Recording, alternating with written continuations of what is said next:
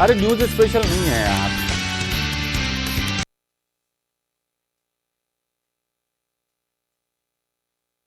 नमस्कार, आप देख रहे हैं हमारी खास पेशकश। मैं हूं अविनाश और आइए हम जिक्र करते हैं उन घटनाओं का जो दिल और दिमाग दोनों को ही झकझोर कर रख देने वाली हैं। मध्य प्रदेश में बीते 3 दिनों में 4 ऐसी घटनाएं आई हैं जिन्होंने लोगों के दिल को दहलाकर रख दिया। 4 मासूम बच्चियों से दुष्कर्म किया गया और इस तरह की जो अपराध हैं वो मध्य प्रदेश में कड़े कानूनों के बावजूद भी बढ़ते जा रहे हैं। इन्हीं सब मुद्दों पर हम आज चर्चा करेंगे अपने खास मेहमानों के साथ। तो हमारे साथ खास मेहमान समाज सेवी हैं, मनोचिकित्सक हैं दीप्ति सिंघल जो हमारे साथ जुड़ेंगी, और कल्पना शर्मा हैं, पत्रकार हैं, वो हमारे साथ जुड़ेंगी। तो आइए शुरू करते हैं हमारा खास प्रोग्राम। कल्पना जी, आप सुन पा रही हैं? आपका बहुत स्वागत हमारे कार्यक्रम में। कल्पना जी, आप सुन पा रही हैं? मैं बच्ची का पूरा हाँ जी, आवाज आ रही है आपकी। चलिए आपसे चर्चा शुरू करते हैं। पहले गृह मंत्री क्या कह रहे हैं सुन लेते हैं जी।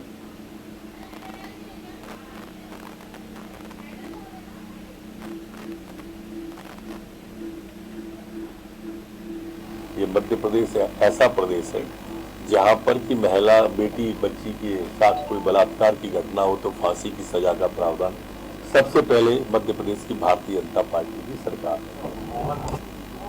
लेकिन एक बात आप सबके माध्यम से कहना चाहता हूं उस विषय पे आने के पहले कि ये जो 5 साल की बेटी 7 साल की बेटी वास्तव में हृदय विदारक घटना है। मन आहत और पीड़ित हो जाता है। ये जो कहीं पिता आ रहा है ध्यान में, कहीं पड़ोसी आ रहा है ध्यान में, इसके लिए हम सबकी सरकार के साथ साथ मीडिया के पक्ष की और समाज के लोगों की भी जिम्मेदारी है कि हम समाज के अंदर इस तरह के वातावरण का निर्माण करें कि ये जो नर पिशाच का काम आप कर रहे हैं, एक बच्ची का पूरा जीवन नारकी बनाने की आप जो कोशिश करते हैं, ये अक्षम्य अपराध है और सरकार इन्हें फांसी के तख्ते पर ले ही जाएगी।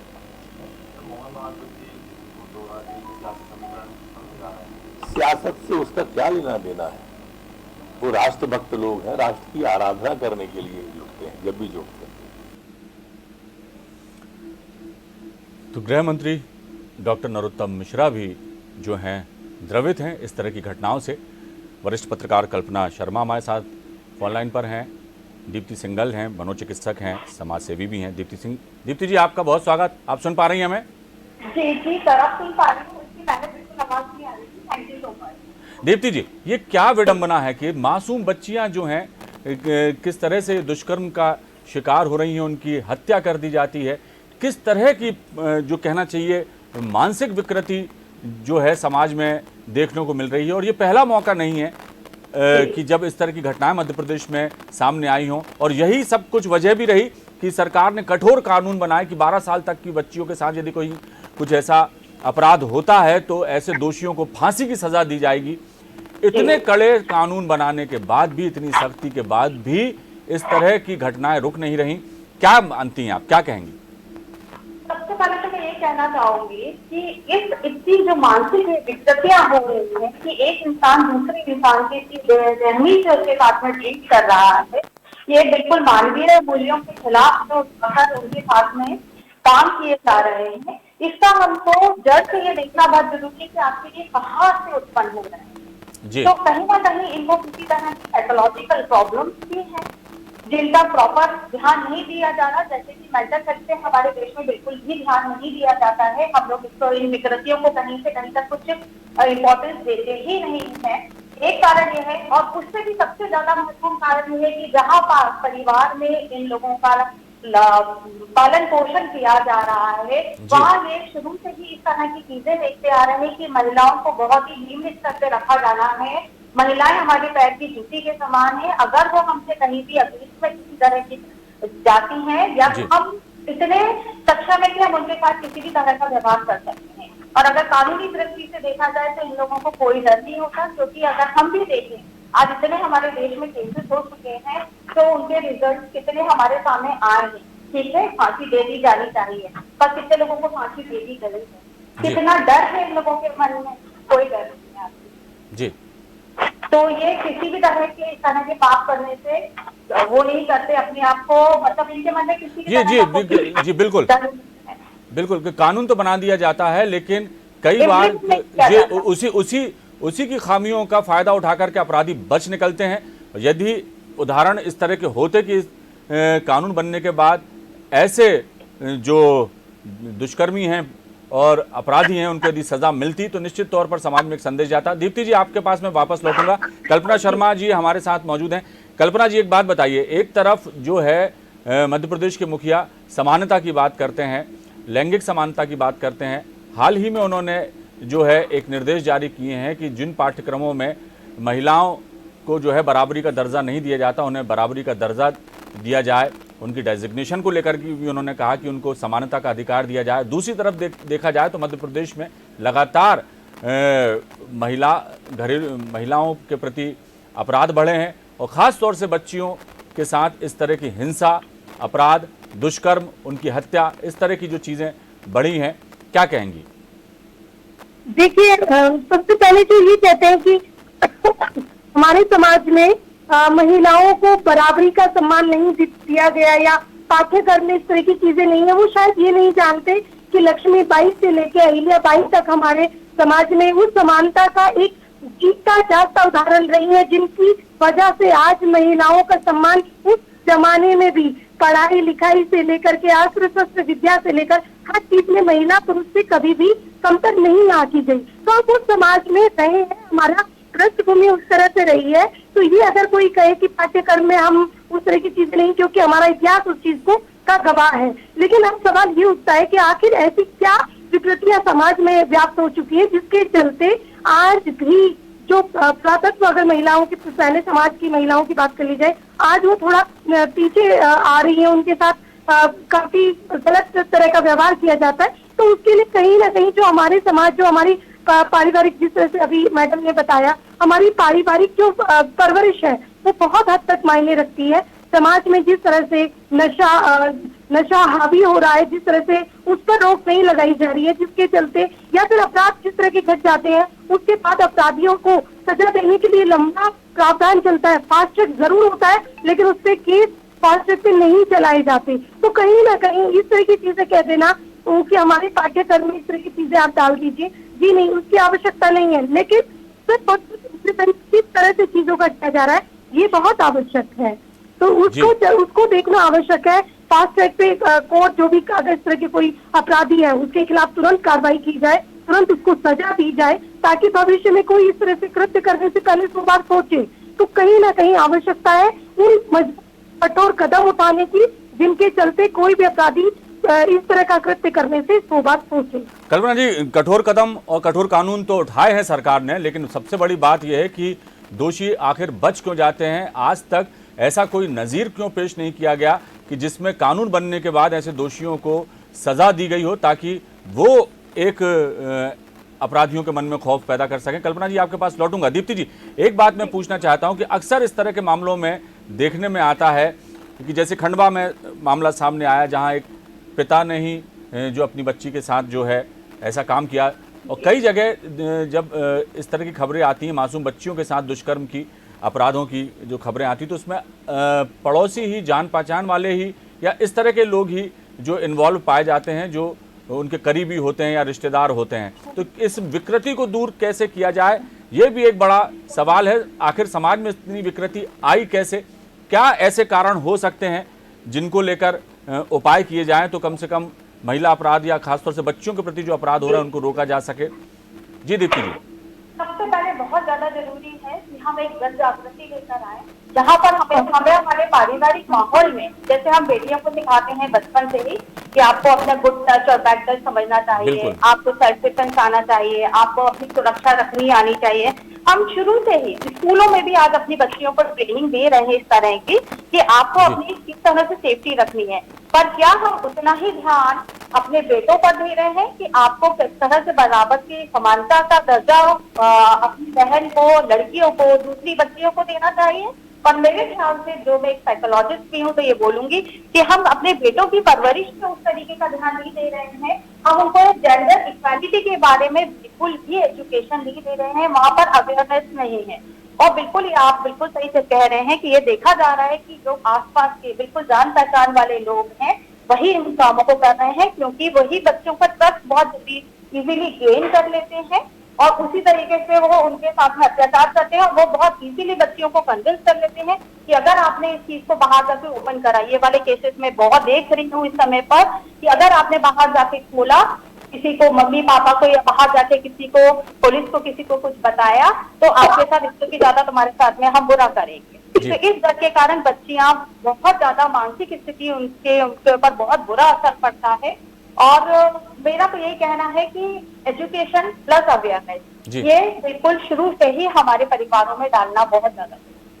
चलिए दीप्ति जी, आपके पास वापस लौटूंगा। कल्पना जी, आपको नहीं लगता कि ये जैसा दीप्ति जी कह रहे हैं कि बहुत जरूरी है कि बेटियों के साथ अपने बेटों को भी संस्कारित करने की जरूरत है, कि बेटों को भी बताया जाए कि जिस तरह से वो अपनी माँ और बहन की इज्जत करते हैं या सम्मान करते हैं उनका, उसी तरह से वो बाहर भी जो है बेटियों का, अपनी माताओं का जो है वो सम्मान करें और उनको भी शिक्षित करने की जरूरत है। दूसरी बात यह है कि सिर्फ कानून बना देने से ही काम नहीं चलता। ऐसे मामलों में यदि पुलिस भी गंभीरता से जो है जांच करे या कार्रवाई करे और दोषियों को बिल्कुल उनके जो है जिस सज़ा के वो हकदार हैं वहाँ उस मुकाम तक पहुँचाने का कोशिश किया जाए, और ये इस तरह के जो केस हैं उनके लिए फास्ट ट्रैक कोर्ट बनाकर भी कोशिश की जा सकती है।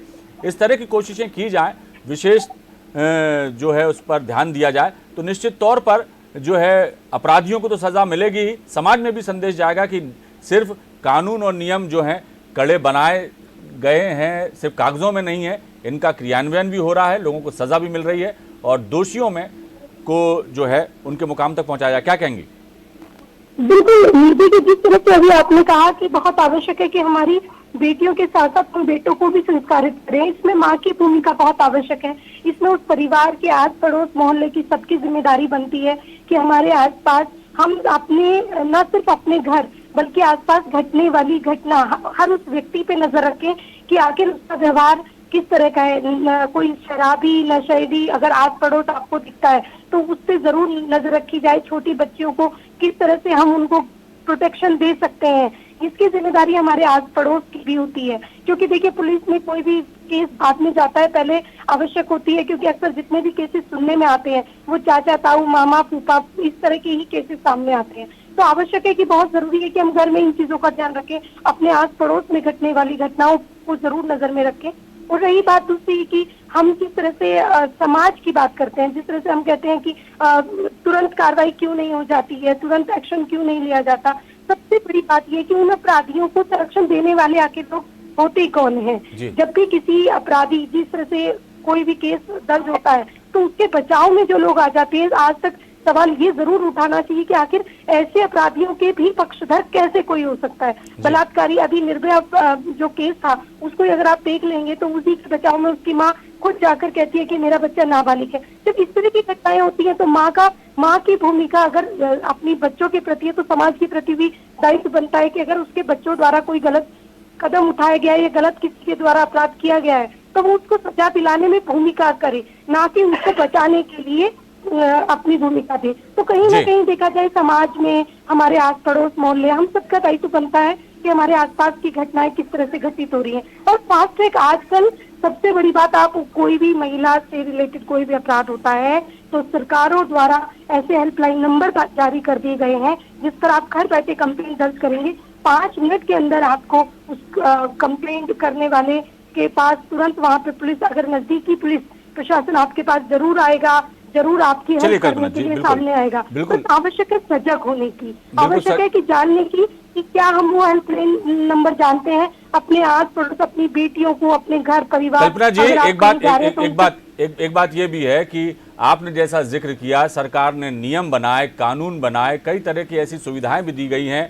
जैसे आपने बताया कि कई ऐसे उन्होंने फ़ोन नंबर दिए कि जहां आप यदि डायल करते हैं तो बहुत तत्काल ही आपको जो है मदद मुहैया कराई जा सकती है।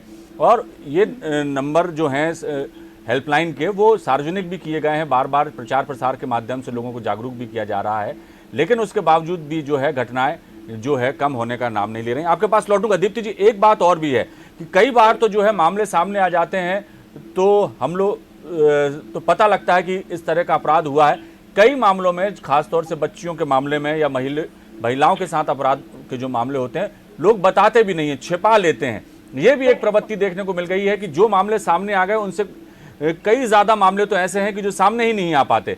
इसके लिए लोगों को क्या करना चाहिए? जो पीड़ित पक्ष है उसको कितना अवेयर होना चाहिए और कितनी हिम्मत उसमें हो ताकि वो सामना कर सके हालातों का और पूरी हिम्मत के साथ दोषी के खिलाफ थाने में मामला दर्ज कराए, उसका नाम उजागर करे। छुपाने की प्रवृत्ति भी जो है कई बार बढ़ावा देती है अपराधियों को। जी बिल्कुल, आपने बहुत सही बात बोली। जितने केस आज हमारे सामने आ रहे हैं उससे कई गुना अधिक केसेस ऐसे हैं जो हमारे सामने नहीं आ रहे हैं। जब हम काउंसलिंग करते हैं तब हमको पता चलता है बच्चियों का कि उनके साथ में बचपन में किस किस तरह की घटना हुई है, जिसके कारण अब जाकर 8 साल बाद, 10 साल बाद, 12 साल बाद बच्चों की मानसिक विकृतियां सामने आती हैं। उनको इस तरह के मूड डिसऑर्डर्स और इस तरह के साइकोलॉजिकल डिसऑर्डर्स होते हैं जिनको काउंसलिंग करके ठीक करना हम लोगों के लिए बहुत मुश्किल काम हो जाता है, क्योंकि हम उनके पास को कैसे सुधारें जहां उनको पूरा सप्रेस करा गया है। तो चीजें वही होती हैं कि जब उनके साथ में कोई भी घिनौना कृत्य करा जाता है या उनको मान लीजिए सिर्फ रेप केसेस ही नहीं है, दूसरी तरह से भी उनको प्रताड़ित किया जा रहा है, किसी भी तरह से उनको टॉर्चर किया जा रहा है और वो किसी से नहीं बोला जाता, क्योंकि फैमिली वालों का, दूसरे लोगों का इतना उनके ऊपर प्रेशर रहता है कि आपको कहीं पे भी जाकर इस चीज को खोलना नहीं है। और इसके लिए सबसे ज्यादा वही जो हम लोग बात करते हैं, महिला सशक्तिकरण, ये सिर्फ एक शब्द नहीं है। जैसे जवाहरलाल नेहरू जी ने भी बोला है कि अगर एक महिला कदम उठाती है तो एक परिवार आगे बढ़ता है, एक गांव आगे बढ़ता है और एक राष्ट्र का विकास होता है। उसी तरीके से हम जब तक ये महिला सशक्तिकरण हमारे लिए सिंपल वर्ड है तब तक हम अपने देश का उत्थान नहीं कर सकते। लेकिन जिस दिन हम लोग इस चीज पे डट जाएंगे कि नहीं, अब तो हमें महिलाओं को हर तरह से सशक्त बनाना है, शारीरिक रूप से, मानसिक रूप से, सामाजिक रूप से इनको सशक्त करना है, स्ट्रॉन्ग करना है, तब तक कुछ नहीं हो पाएगा। और ये हर व्यक्ति का, ये सिर्फ समाज का काम नहीं है। एक बात और आपसे साझा करना चाहूंगा कि कई बार हम और आप देखते हैं कि जब इस तरह की घटनाएं सामने आती हैं तो चर्चाएं इस पर होती हैं, हम भी चर्चा कर रहे हैं, हम भी चिंता कर रहे हैं, हमारा दिल भी दुखता है कि जब कोई मासूम इस तरह की घटना का शिकार होती है। लेकिन स्थायी हल क्या है? क्योंकि समाज में अपराध खत्म हो जाएंगे हमेशा के लिए, ऐसा हो नहीं सकता। सदियों से अपराध होते आ रहे हैं और इसके लिए व्यवस्थाएं हमेशा से रही हैं कि अपराध को रोकने के भी इंतजाम किए जाते हैं। लेकिन अब जिस तरह से ये प्रवृत्ति बढ़ रही है, खासतौर से रेप और हत्या की जो मामले सामने आ रहे हैं और मासूम बच्चियों को जिस तरह से मासूम बच्चियों को जिस तरह से टारगेट किया जा रहा है, तो समाज में जो विकृति जो पनप रही है, जो लोगों की ऐसा अपराध करने के प्रति जो लोग आगे मतलब यानी कि जो उनको मौका मिल रहा है या इस तरह की सोच उनमें डेवलप हो रही है, इस सोच को कैसे मारा जाए, उन कारणों को भी पता करने की बहुत जरूरत होगी कि समाज में ऐसा कौन सा जहर है जो फैल रहा है, जो लोगों को मानसिक रूप से विकृत भी बना रहा है कि उन्हें यह नहीं दिखाई देता कि कौन बच्ची है, कौन क्या है उन्हें। और अपराधी जो हैं वो बेलगाम होकर अपने से कड़े कानून होने के बावजूद भी इस तरह की घटनाओं को अंजाम दे रहे हैं। तो उन कारणों का भी पता लगाना बहुत जरूरी है दीप्ति जी कि आखिर समाज में ऐसा कौन सा जहर है जो घुल रहा है, जो विकृत कर रहा है लोगों को। जी आप ये देखिए, अगर 8वीं 10वीं का बच्चा दूसरी बच्चियों के साथ में गलत काम कर रहा है तो उसके अंदर इस तरह की चीजें कहाँ से पनप रही हैं? ये अगर हम बोले तो ये फैमिली से डेवलप ना होकर ये सोशल मीडिया से भी बहुत कुछ डेवलप हो रहा है। जी अगर हम आज अपने इंटरनेट की बात करते हैं, आज हम अपने स्क्रीन की बात करते हैं, हमारे इस पर इस तरह की चीजें दिखाई जा रही हैं कि जो कि एक बच्चे को, एक व्यक्ति को किस तरीके से उसका कंट्रोल उसके ऊपर से हटा देती है। मान लिया कि कंट्रोल उनके ऊपर होना बहुत जरूरी है, हमारे देश के, हमारी कानून व्यवस्थाएं में डर नहीं है, हम इम्प्लीमेंट नहीं कर पा रहे हैं जो भी हम क्राइम के लिए अपनी रूल्स एंड रेगुलेशंस बना रहे हैं, उन सब के बाद भी वो जो मोमेंट होता है जहाँ पर वो घिनौना कृत्य करते हैं, इनका एक बहुत महत्वपूर्ण कारण जा रहा है हमारी सोशल मीडिया। ना चाहते हुए भी इस तरह के साइट्स, इस तरह के कंटेंट सोशल मीडिया पे अपलोड होते हैं जो कि पूरी तरीके से उन लोगों के मानसिक स्टेबिलिटी को खत्म कर देते हैं। और कुल मिलाकर देखा जाए दीप्ति जी तो इंफॉर्मेशन टेक्नोलॉजी लोगों की जिंदगी को आसान बनाने के लिए जो है उसका जो है इस्तेमाल, लेकिन उसका दुरुपयोग ज्यादा हो रहा है। आज बच्चों के हाथ में वो तमाम सामग्री मौजूद है जो वर्जित है, जो प्रतिबंधित होना चाहिए बच्चों के लिए, लेकिन कहीं से कहीं तक कोई भी ऐसे नियम, कायदे, कानून नहीं बने हैं कि जो बच्चों को क्या देखना चाहिए, क्या नहीं दिया जाए। इस पर भी जो कहना चाहिए कि इस पर भी कानून बनना चाहिए, ताकि अब सब कुछ चीजें उनके हाथ में है, कंप्यूटर है, मोबाइल है, इसके जरिए वो क्या देख रहे हैं, क्या नहीं देख रहे हैं, माता पिता को भी पता नहीं चल रहा। तो ये भी एक बहुत बड़ा कारण है। क्या कहेंगी कल्पना जी? कल्पना जी सुन पा रही हैं आप हमें? कल्पना जी से हमारा संपर्क टूट गया। दीप्ति जी क्या कहेंगी इसी विषय पे? तो बिल्कुल यही बहुत बड़ा कारण है, बहुत से कारण है, हम एक कारण को बिल्कुल भी रिस्पॉन्सिबल नहीं ठहरा सकते हैं। जैसे मैंने कहा कि परिवार का एजुकेशन, परिवार में जेंडर इक्वालिटी को शुरू से ही मेंटेन करके रखना, प्लस सोशल मीडिया जो आज हम अपने 4-5 साल के बच्चे को बहुत इजीली अवेलेबल करवा देते हैं, और जब वो 8वीं 10वीं तक बच्चा आता है तो वो उस तरह के कंटेंट देख रहा है जहां पर उसका मेंटल लेवल ये चीजें देखना अलाउड नहीं करता है। और पेरेंट्स को, स्कूल वालों को बिल्कुल भी इस चीज की भनक नहीं है कि ये बच्चा किस तरफ जा रहा है। तो इन चीजों पे प्रतिबंध लगना बहुत ज्यादा जरूरी है, और उनके साथ साथ हमारी कानून व्यवस्था को बहुत बहुत स्ट्रिक्ट होना जरूरी है। बिल्कुल मन में इतना डर, बिल्कुल दीप्ति जी, जहां तक समझा कि कानून कड़े बना भर देने से कुछ नहीं होता, लेकिन समग्र रूप से सोचने की जरूरत है कि आखिर ये अपराध बढ़ रहे हैं तो उनके मूल कारणों को खोजा जाए। जी, एक बार सजा आप देंगे, 10 लोग उस चीज को देखकर बिल्कुल उनको समझ में बिल्कुल आएगा। दीप्ति जी आपने सही कहा, एक आदमी को सजा मिलेगी तो 10 लोग उससे सबक लेंगे। और दूसरा, इन कारणों को भी सोचना बहुत जरूरी है कि समाज में हम किस तरह की सामग्री परोसी जा रही है, क्या जो है बच्चों के हाथ में, उनके लिए सही और गलत क्या है, वो चीज़ भी देखना होगा। सिर्फ बच्चियों को ही आत्मरक्षा के गुर सिखाने से ही बात नहीं बनेगी, बच्चों को भी, खासतौर से बालकों को भी संस्कारित, शिक्षित बनाने के साथ साथ संस्कारित बनाना पड़ेगा, तब जाके बात बनेगी। समग्र रूप से प्रयास करने होंगे, तब जाके इस तरह के अपराधों पर लगाम लगाई जा सकेगी। दीप्ति जी बहुत बहुत शुक्रिया आपका हमसे चर्चा के लिए। कल्पना जी आपका बहुत शुक्रिया। तो बेटी बचाओ, जी हाँ, बहुत ज़रूरी हो गया कि अब बेटी बचाओ, लेकिन किस तरह से बचाया जाए उन्हें।